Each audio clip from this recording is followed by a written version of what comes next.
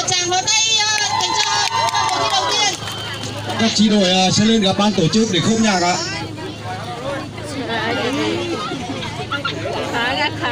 Bái trùng bé, lại đi.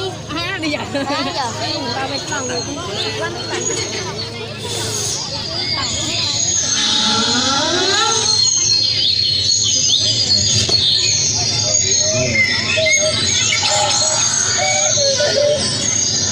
Sau tiết mục của các chu là tiết mục của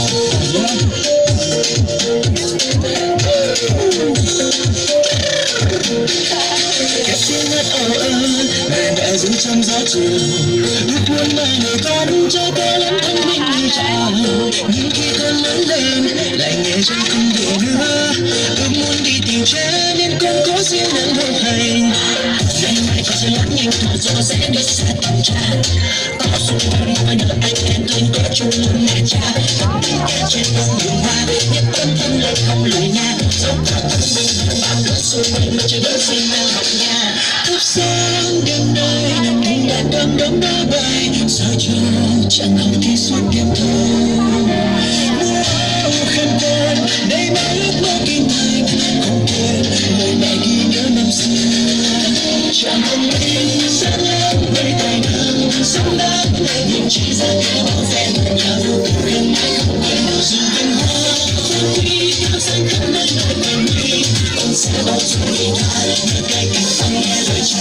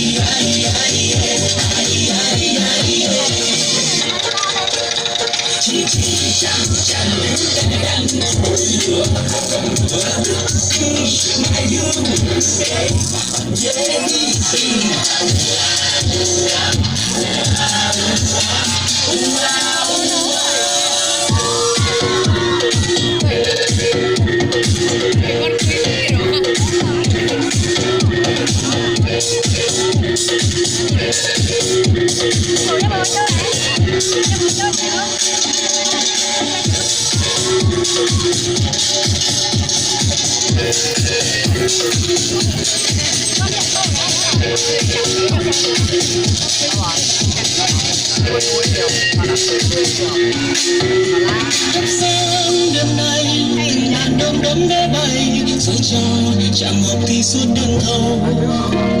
Mưa áo thân con ngày mai ước mơ kinh thành, không quên lời mẹ ghi nhớ năm xưa. Chàng thông minh sáng láng với tài năng xứng đáng, nhưng chỉ ra cái bao phen nhà vô cùng em mãi không quên được dù bên hoa đi theo say không nơi nơi mình đi.